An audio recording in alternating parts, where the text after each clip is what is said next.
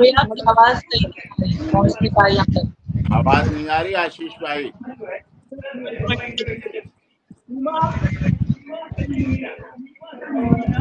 सबको आ रही है।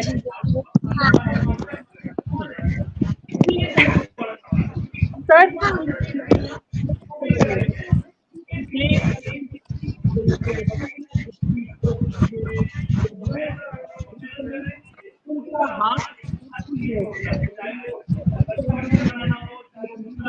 आशीष जी आपकी आवाज नहीं आ रही है।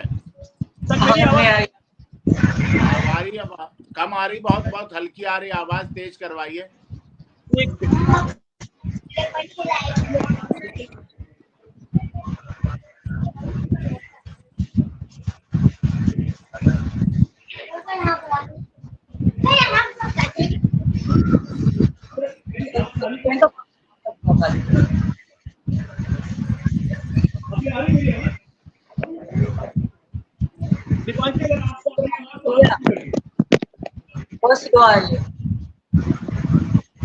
हेलो, आपको मेरी आवाज आ रही है?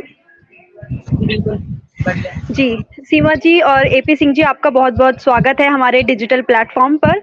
तो आज का जो मुद्दा है, आप लोग अभी तक समझ ही गए होंगे। जिस तरह से आज आपने झाड़ू लगाई है, गांधी जयंती पर आपने साफ सफाई का एक मुद्दा जो है देश के सामने रखा है और ये दिखाया है कि स्वच्छता कितनी जरूरी है। तो उसी पर ही कुछ ऐसी टिप्पणी आ रही है, कुछ ऐसे सवाल उठ रहे हैं कि ऐसा क्यों होता है कि कोई भी त्योहार होता है या इंडिया का कुछ प्राइम चीज होती है, मुख्य चीज होती है, तो उसमें सीमा जी अपना योगदान जरूर देती हैं। क्या ये सच में एक तरीका है कि वो इंडियन कल्चर को, भारतीय संस्कृति को समझना चाह रही हैं, अपनाना चाह रही हैं, या सिर्फ एक दिखावा है? भाई देंगे नहीं, आपसे सवाल है ये, पहले आप दीजिए, उनसे सवाल हम अलग से करेंगे। ये तो आपकी भावना हम जानना चाह रहे हैं, तो उसकी जानकारी वो कैसे दे सकते हैं? बिल्कुल मैम, बताना चाहूंगी मैं। ये मेरा प्यार है, मैं हिंदुस्तानी खुद को मानती हूँ और लोगों के कहने से मुझे कोई फर्क नहीं पड़ता। मैं हिंदुस्तानी हूँ, मैं हिंदुस्तानी रहूँ और एक दिन साबित करके दिखाऊंगी। जिस तरह आम हिंदुस्तानी इंसान वैसे मैं भी हूँ, पर मैं कोई चीज डालती तो उसको लोग ज्यादा ही कुछ कहना शुरू कर देते हैं, क्योंकि मेरा पीछे से मैं पाकिस्तान से आई हूँ, पर मैं मन से, तन से, दिल से हिंदुस्तानी हूँ। कोई कुछ भी कहता है, सीमा को फर्क नहीं पड़ता है, मुझे कोई फर्क नहीं पड़ता। अगले इंसान मेरे बारे में क्या कह रहे हैं वो मेरे मन को पता है, ठीक है, मेरे परिवार को पता है, मेरे पति को पता है, और मेरे लिए इम्पोर्टेंट पति है, मेरा देश है, यहाँ का कानून है, और मैं फॉलो कर रही हूँ, हमेशा करती रहूंगी। भले मुझे सारी जिंदगी, मेरी पूरी जिंदगी लग जाए ना, मैं पूरी जिंदगी ही हिंदुस्तान के नाम और ऐसा मैं त्योहार मनाऊंगी। जो हिंदुस्तान में जो भी त्योहार आएंगे मैं मनाती रहूंगी। जो भारतीय लोगों की नाराजगी है, आपने कहा कि देश का जो कानून है, जो संविधान है, वो मैं चलाती रहूंगी। लोगों की थोड़ी नाराजगी जो है वो इसी चीज को लेकर है कि आपने कहीं ना कहीं आते टाइम एक कानून तोड़ा है जो हमारे देश के लिए बहुत एक बड़ा सिक्योरिटी थ्रेट यानी खतरा हो सकता था। इसीलिए वो उन लोगों की कहीं ना कहीं नाराजगी बनी हुई है। और एक ये तो बहुत बड़ी बात है। हमने देखा है जैसे घर में कोई नई नवेली बहू भी आती है तो एक उसको ही पहल करनी पड़ती है कि उस घर में अपनी जगह बना पाए। ये तो देश की बात है। देश में तो करोड़ों लोग हैं, तो करोड़ों लोगों के हिसाब से आपको ढलना है, करोड़ों लोगों को अपने आप को साबित करना है उनके सामने कि आप सही हैं, आप सही में भारत को अपनाती हैं और उसकी सभ्यता संस्कृति को अपना रही हैं। तो इसके लिए आप क्या कहना चाहेंगे? आपने कहा कि कानून तो आप एक बार तोड़ चुके हैं, वो भरोसा आप कैसे जीतेंगी? कानून तोड़ा तो मजबूरी में, और मैम मैं अपने पति के पास आई थी और मुझे नहीं लगता कि कहीं कानून तोड़ना, मैं मानती हूँ फिर भी तो इंसान गलती करे, माने मैं गलती करी क्योंकि मेरी मजबूरी थी। मैंने पूरा साल चक्कर काटे, मुझे वीजा नहीं मिला। आखिर में रास्ता, हमने पहले तो मिलने का सोचा, हम नेपाल में मिले कानूनी तरीके से, ये भी आए, मैं भी वहीं आई, तब मेरा आने का कोई प्रोग्राम नहीं था। फिर भी मैं वापस जाके दोबारा मैंने कोशिश करी कि मुझे इंडिया का डायरेक्ट वीजा मिले ताकि मैं इंडिया जा सकूँ। ये मेरा सपना था।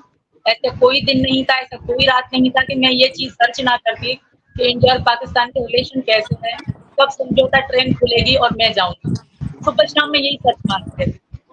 पर ऐसा कोई नहीं आता था। फिर मुझे मतलब एक लड़की थी तो वो मुझे चिढ़ाती थी कि तुम बुढ़ी हो जाओगी, इंडिया कभी नहीं जा पाओगे। तो फिर बाद में नेपाल का पता पड़ा, जब हम मिले नेपाल में, तब मेरा आने का कोई प्रॉब्लम। उन्होंने कहा कि मैं नेपाल आ गया, मुझे पासपोर्ट मांगे ना कुछ। जब ये आ गए तो मैंने कहा मैं वहीं से आ जाऊंगी, पर मैं तुमसे मिलूंगी, मैं इनके बगैर नहीं रह सकती थी, मेरा कुछ भी नहीं था पीछे। तो मैं फिर ये कदम उठाया। मैं ऐसा नहीं कि मैं डायरेक्ट, सब चीजों के सबूत हैं वो कानून के पास पड़े हैं। मैंने कितनी बार कोशिश करी, कहाँ कोशिश करी, मैं सब कानून को बताया और सब कानून को प्रूफ के साथ बताया, और मुझे विश्वास है कि उनको सब कुछ मिल भी गया होगा।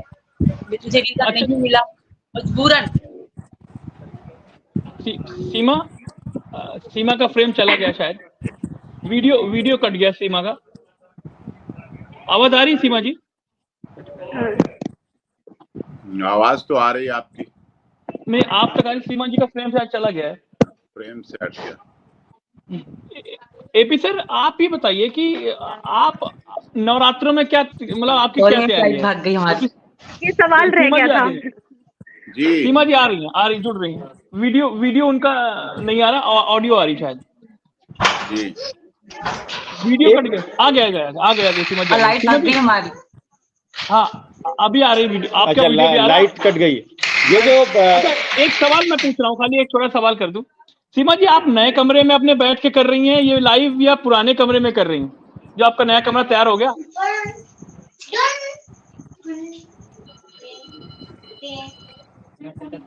वहाँ नेटवर्क का इशू है। एपी सिंह सर से मैं एक सवाल करता हूँ। एपी सिंह जी, आप ये बताइए कि ये जो पूरा मामला है, आप 2, 2.5, 3 महीने से इसमें लगे हुए हैं इस पूरे केस में, अभी आपको कितनी कामयाबी मिल पाई है इसमें? देखिए, अभी जांच एजेंसी जांच कर रही है। एटीएस उत्तर प्रदेश पुलिस की बहुत ही संवैधानिक बनी हुई जांच एजेंसी है।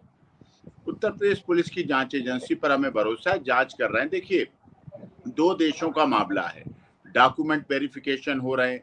सीमा ने अब तक के पाकिस्तान में जन्म से लेकर अब तक के जितने डॉक्यूमेंट थे सारे लेके आई, जो भी इसके पास उपलब्ध हो सकते थे।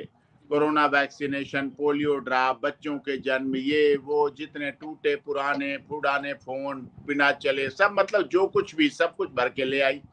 अब वो सब जांच एजेंसी के पास है। 5 पेज की लिस्ट। मैंने 26 साल के जीवन में, आप लोग वरिष्ठ पत्रकार हैं, बड़े बड़े केस लड़े, लेकिन 5-5 पेज की लिस्ट बरामदगी, मतलब डॉक्यूमेंट की कागजों की लिस्ट 5-5 पेज की, वो सारी जांच एजेंसी कर रही है। अब वो पाकिस्तान भी भेजे हैं, हाई कमिश्नर के द्वारा भी भेजे गए, जांच एजेंसियां काम कर रही हैं। तो जैसे जांच पूरी होगी, चार्जशीट फाइल होगी, जो FIR हुई 14 फॉरेनर एक्ट के तहत जो उस पर हुई है प्रोसीडिंग, हम उसको आगे प्रोसीड करेंगे। और जांच एजेंसी अपना काम कर रही है, हमें उन पर विश्वास है। FIR हुई, उनका फोटो पुलिस कस्टडी हुई, पुलिस रिमांड हुआ, जेल हुई, बेल हुई, कंडीशन पूरी पालन कर रही है। और जितना बेहतर, अच्छा अपने मन के लिए, अपने जिस देश में रह रही उस देश के लिए संवैधानिक तरीके से, अपने बच्चों के लिए, अपने परिवार के लिए कर सकती है, उतना कर रही है। वो सब कुछ एपी सिंह जी, मैं आपसे एक बातचीत को आगे बढ़ाऊंगा, लेकिन उसके पहले, चूंकि आप एक शायराना अंदाज में इस केस को लड़ रहे हैं, ये कानून की दलील से ज्यादा आप एक शायर, आपका मतलब लगता है वकील के अंदर से एक शायर जो है वो ये मुकदमा लड़ रहा है मोहब्बत की इबारत लिखने के लिए। तो आप एक शायरी के साथ अपनी बात आगे बढ़ाइए। देखिए, आज 2 अक्टूबर है, महात्मा गांधी की जयंती है। सीमा ने, सचिन मीना ने, इन्होंने पूछा क्या होता है 2 अक्टूबर, ये राष्ट्रीय और उनकी जयंती इकट्ठी कैसे, एक ही दिन का जन्मदिन कैसे। मैंने कहा खुशकिस्मती है भारत की, तो यहाँ जन्मदिन हो रहा है। तो इसमें स्वच्छता अभियान, हमने कहा इसमें स्वच्छता का बड़ा महत्व है। मोदी जी भी स्वच्छता कर रहे हैं, सभी लोग। तो हमने क्या करना, हमने कि घर से सफाई। अगर इस देश के लोग अपना घर से बाहर गली गलियारे और अपने आगे की सड़क साफ कर लें तो सब सफाई हो जाती है। जंगल नहीं है गंदे, जंगल गंदे नहीं है, गंदे करने वाला इंसान ही है। और जब इंसान सफाई के लिए झाड़ू पकड़ लेता है, तो मैं कहूंगा जो लोग सीमा पर सवाल उठा रहे हैं उनके लिए कहूंगा, इस दौरे तरक्की के अंदाज निराले हैं।